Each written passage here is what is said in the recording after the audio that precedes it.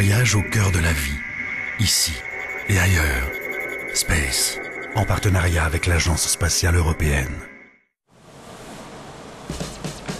Répétition en costume à Moscou, à l'Institut russe de recherche biomédicale. Ce sont là les dernières préparations avant la simulation en temps réel de la mission vers Mars.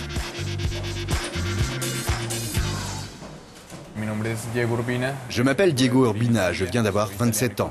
Je viens de Turin, en Italie, je suis italien et colombien. Je suis un ingénieur en électronique spécialisé dans les études spatiales et je fais partie de l'équipage de Mars 500. Des combinaisons spatiales conçues pour l'occasion sont une des caractéristiques de l'expérience internationale qui pour la première fois intègre une simulation de l'atterrissage sur Mars.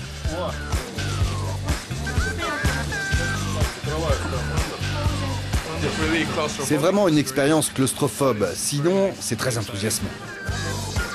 Ceux qui sont sujets à la claustrophobie n'apprécieraient pas le fait de passer 520 jours, la durée estimée du voyage vers Mars, derrière des portes verrouillées d'un module de recherche pressurisé qui utilise de nombreux systèmes que l'on trouvera sur un véritable vaisseau martien. L'expérience que nous réalisons ici est une très bonne façon pour préparer les équipages qui vont en fin de compte aller sur Mars. C'est vraiment crucial quand nous envoyons des gens dans l'espace, que ce soit pour 2 semaines, ce que j'ai fait déjà 2 fois, ou pour 6 mois dans la station spatiale, ou encore pour 1 an et demi de voyage vers Mars. Nous devons avoir une idée de ce qu'ils vont devoir savoir afin que nous puissions les préparer. 6 sujets ont été sélectionnés parmi des centaines de volontaires. 3 Russes, 1 Chinois et 2 Européens.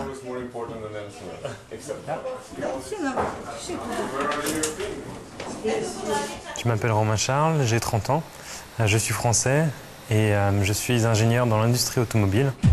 Lors des semaines qui ont précédé l'expérience conjointe de l'IBMP et de l'Agence spatiale européenne, qui a commencé le 3 juin, tous les membres de l'équipage ont été entraînés pour utiliser différents matériels de laboratoire qu'ils devront savoir faire fonctionner.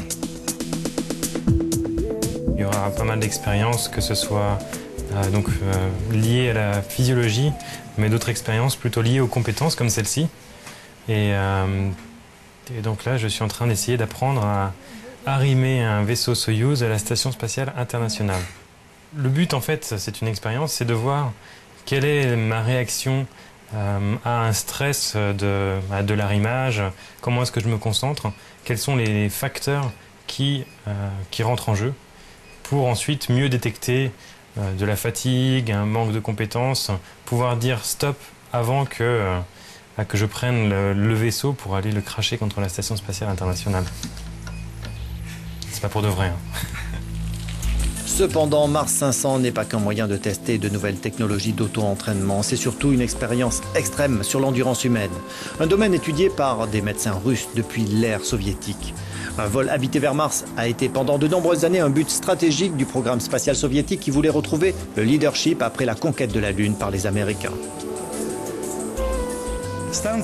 Quand nous étions à bord de la station Mir, ce n'était jamais qu'une répétition de ce que vous voyez ici derrière moi. Tous les autres modules devaient arriver plus tard. L'intention était d'assembler un prototype du futur et lourd vaisseau spatial, tout spécialement conçu pour aller sur Mars.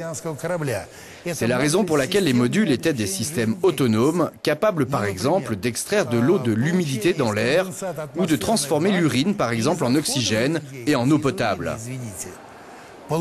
Parce qu'un vol vers Mars est si long que l'on ne peut entièrement se reposer sur les vivres embarqués. Aucune fusée n'est assez puissante pour emporter tout ce dont on pourrait avoir besoin. Valery Polyakov était un des principaux partisans du programme martien soviétique. Il voulait prouver personnellement qu'il était possible de rester en bonne santé dans l'espace suffisamment longtemps pour un voyage interplanétaire. Lors de sa seconde mission à bord de Mir, il a passé 437 jours en orbite, établissant ainsi le plus long vol spatial, 5 ans avant le démantèlement de la station et la reprise des vols habités à bord de l'ISS. 2 choses seront beaucoup plus difficiles lors de ce vol vers Mars. Tout d'abord, on n'aura pas cette proximité avec la Terre. Sur l'ISS, on peut voir la Terre au-dessous, et c'est tout le temps magnifique.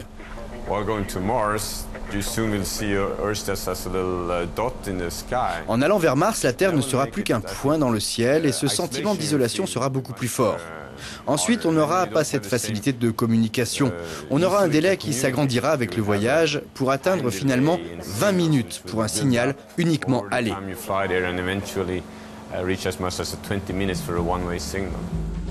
Ce décalage dans la communication sera reproduit dans tous les échanges entre l'équipage de Mars 500 et la salle de contrôle de la mission pour ajouter à l'effet psychologique d'isolement. Un facteur qui doit être allégé avec l'intense charge de travail. Quand ils parlent du stress psychologique, ils disent qu'il est très difficile de rester là-bas dans une isolation relative par rapport à la société. On ne voit personne sauf l'équipage, on doit affronter des privations sensorielles, des manques de stimuli que l'on a normalement sur Terre, etc. Mais il faut garder à l'esprit le fait qu'il faut faire 2 ou 3 expériences par jour et parfois le soir. Vos yeux ne voient plus rien après toute cette journée passée sur le microscope et soudainement vous vous rendez compte que vous ne vous êtes pas rasé, que vous n'avez pas déjeuné, mangé, dîné. Imaginez que c'est ce que vous devez faire tous les jours, vous n'avez pas le temps d'être déprimé.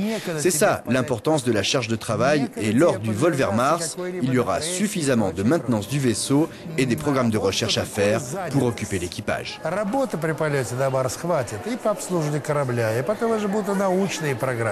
Une expérience sur l'isolement à une échelle encore inédite est une opportunité enthousiasmante pour de nombreux chercheurs.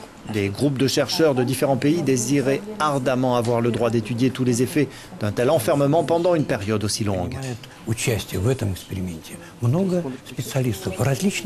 Il y a de nombreux spécialistes qui ont pris part aux études. Des experts en médecine, physiologie, microbiologie, hygiène, psychologie. Je pourrais nommer d'autres spécialités qui représentent à la fois la biomédecine et d'autres champs du savoir. Leur but est de conduire 105 expériences au cours de ce grand projet.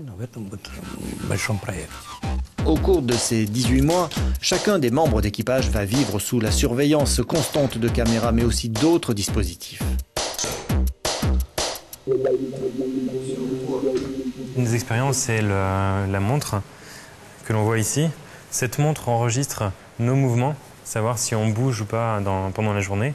Enregistre aussi la lumière, savoir s'il fait nuit ou s'il fait jour, si l'on dort ou pas. Et un autre point intéressant, c'est que ces montres communiquent les unes avec les autres. Donc on peut savoir si on est assez proche de quelqu'un ou pas.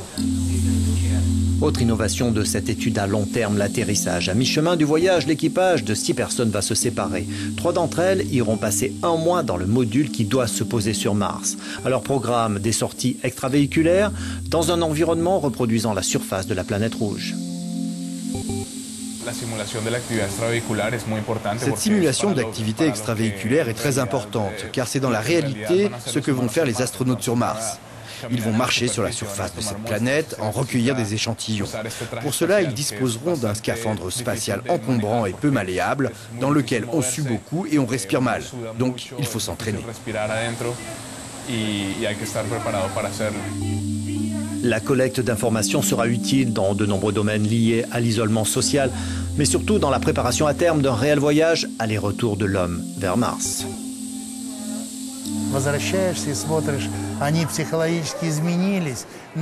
Quand on revient d'un long vol spatial, on découvre que ce sont les gens sur Terre, toute la société qui a changé psychologiquement pendant que vous étiez là-haut. Mais vous revenez d'une façon étonnamment pure.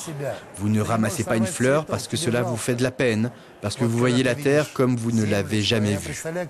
Je peux imaginer les sentiments de ceux qui vont voler vers Mars quand ils vont voir leur planète qui va lentement devenir plus petite pour disparaître dans le lointain. Ils reviendront changés pour toujours.